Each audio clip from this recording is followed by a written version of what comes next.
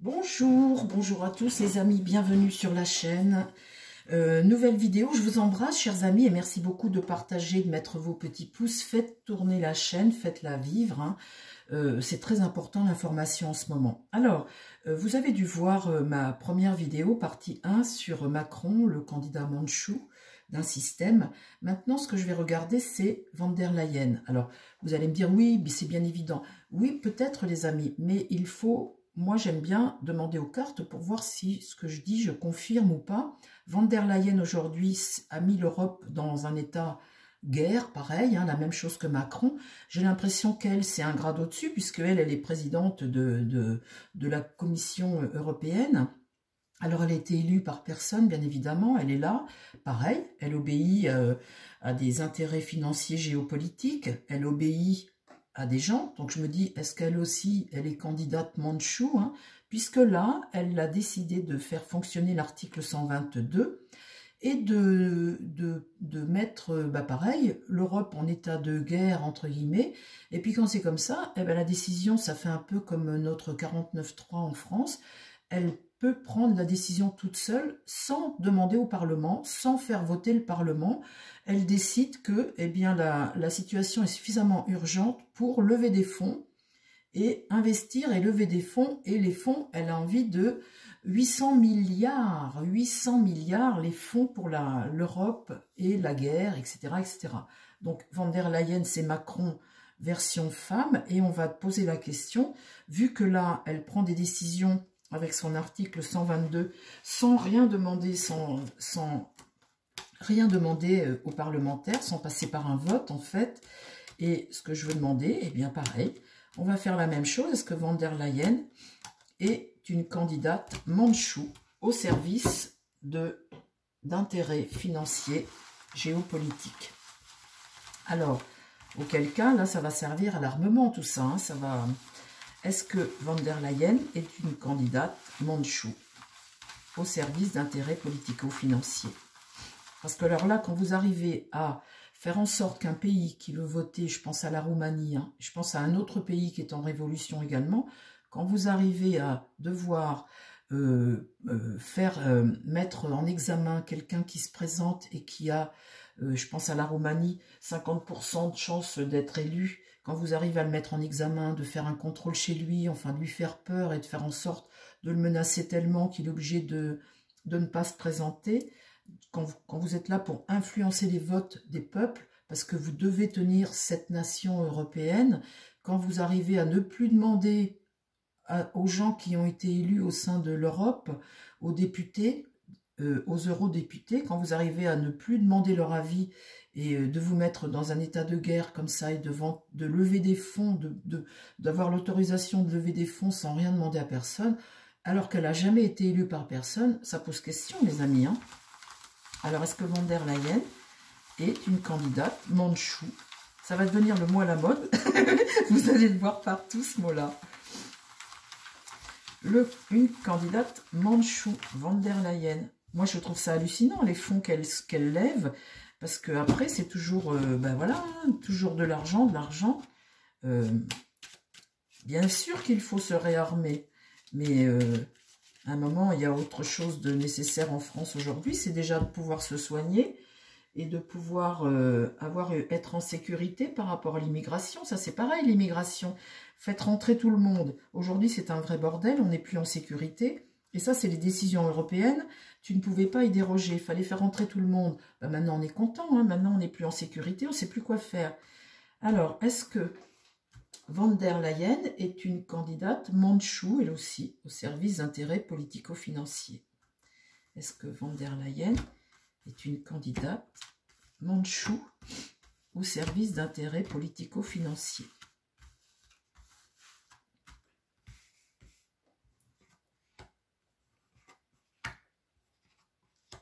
Ah là là, ah là là, ah là là là là là là. Les pauvres amis. Alors là, on a un pouvoir, quelqu'un de pouvoir. Et là, la Lune. La Lune, ça représente en général les peuples, la population. Mais alors là, vraiment ça, quand on est dans ce sens-là, on est vraiment dans quelque chose où on ne te dit pas du tout la vérité. On est là dans quelque chose de sombre, d'occulte, de sombre, qui est caché, qui nous est caché, dont on ne connaît pas la vérité. Donc, là, les amis, quand on voit ce pouvoir-là qui regarde ça, on est loin du compte par rapport à ce qu'on sait. Hein. Ici, dans l'idée, vous avez un pape renversé. Donc, on voit qu'on est avec un mauvais gourou, quelqu'un qui agit de manière occulte, qui agit dans l'ombre, quelqu'un qui agit dans l'ombre, mais d'une mauvaise façon, et quelqu'un qui a un pouvoir ici.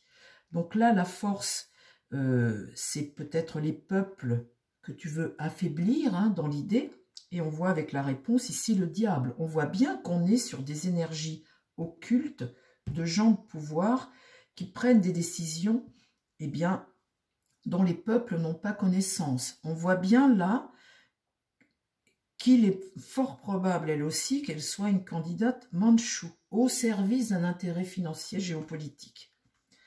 Eh bien, on est mal barré, dites donc. Il va falloir que je fasse un épisode 3 où je regarde si on voit...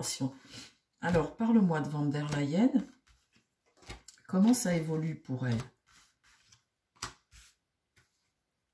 La papesse, ça c'est des révélations.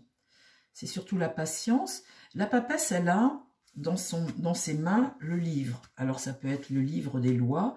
En tous les cas, elle sait et elle agit par rapport avec ce qu'elle sait. Donc on voit vraiment quelqu'un là qui est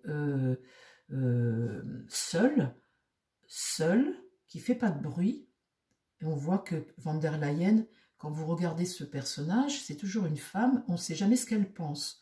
Donc la papesse là, c'est quelqu'un qui est là dans l'ombre, comme qui dirait presque transparente, hein.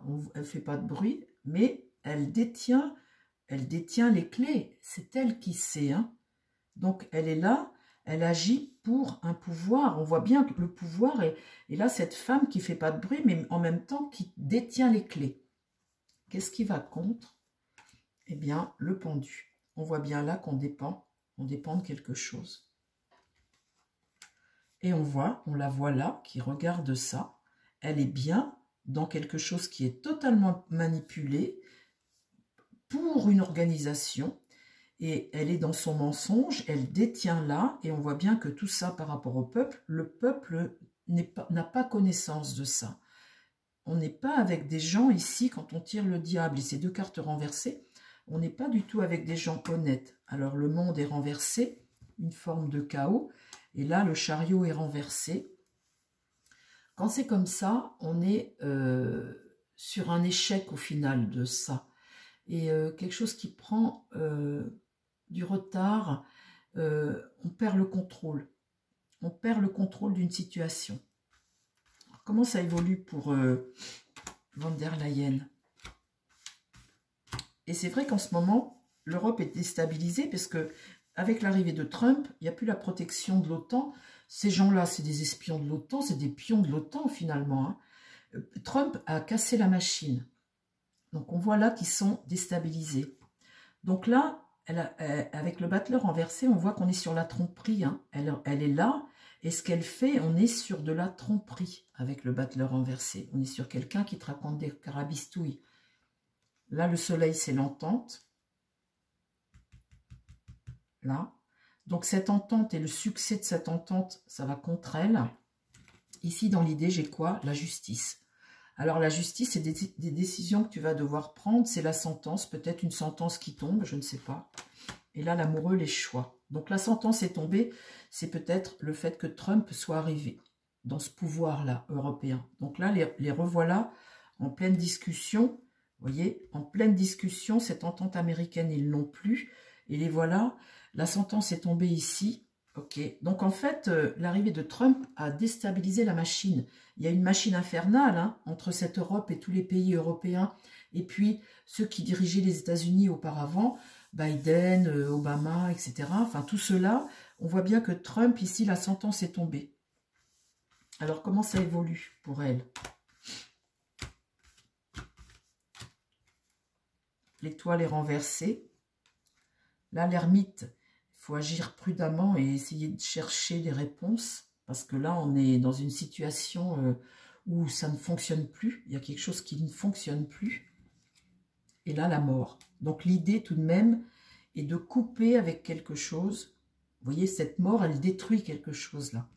Mais en même temps, c'est comme quelque chose qui est dans le comportement, quelque chose de destructeur.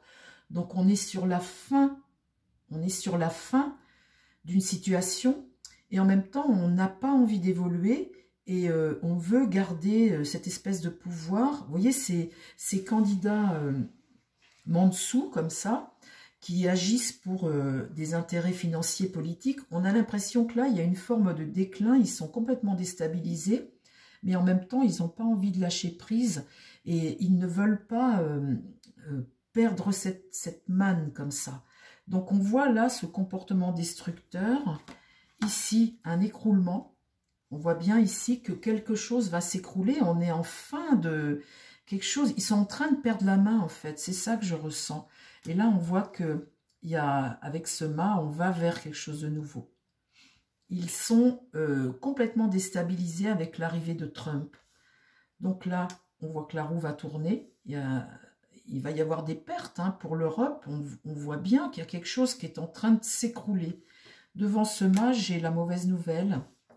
Et puis là, il me reste une carte, c'est la carte de paix. Et c'est bien ce qui les met à mal tout de suite, cette paix qui arrive comme ça, qui va se faire entre les États-Unis directement et la Russie directement. Et pour l'Europe, eh bien, on voit bien qu'ils sont complètement déstabilisés. Donc, la roue tourne, on va vers cette paix. Et pour ces gens-là qui dirigent l'Europe actuellement, eh bien, c'est la mauvaise nouvelle. Vous voyez, cette carte-là, c'est une carte d'effondrement. Donc, il faudra que je refasse un tirage. On voit bien que c'est un candidat Mandsou aussi, cette von der Leyen.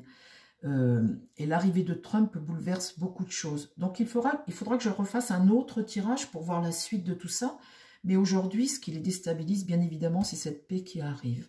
Eh bien, les amis, j'espère que cette petite vidéo vous a plu.